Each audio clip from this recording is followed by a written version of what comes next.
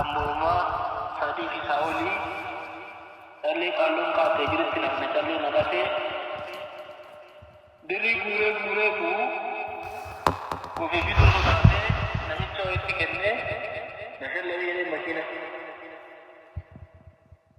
wajjumaan naqanii gisaniif adallee gadaamii galan jedhee nikee nashallamtanii reedee lumuu kutii fudhachuun charra. Kanini deemee tajaajilu wallagga malee duraan deemu duratti namni tokko seenee gaddaasuu hin danda'u. Abuna jala sawaanii hin fitu.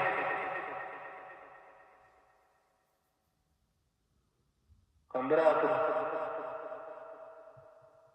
garuu achitti uummanni keenya immoo waan uffata gurraacha kaaftee mataatti qoobii kaatti argannaan itti jilbeeffataa deema. Isa gadaa deema. Waan maksudnya akka jabaa argannaan immoo dubbiin dhume. Inni kuni intinaa qaba warra darbaarumatti qaba warra abillee mootummoota.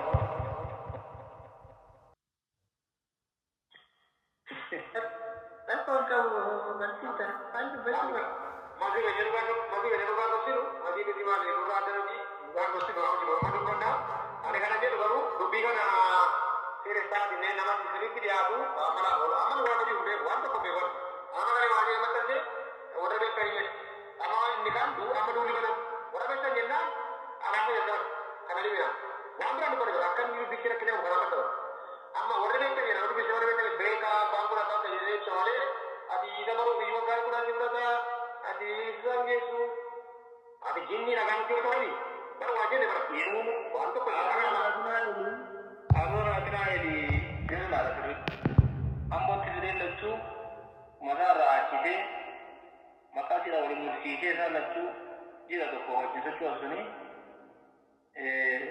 cuma ni ni bayar berani cakap tiga bola boleh katawa dia dolar tu.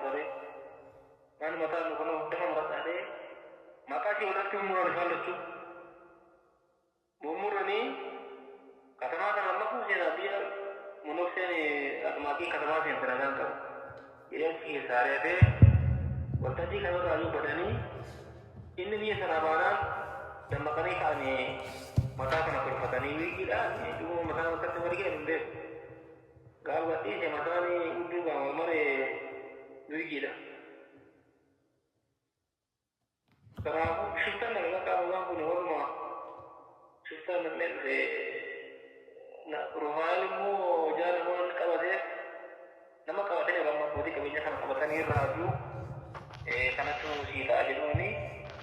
Apa warna bahasa ruda karar.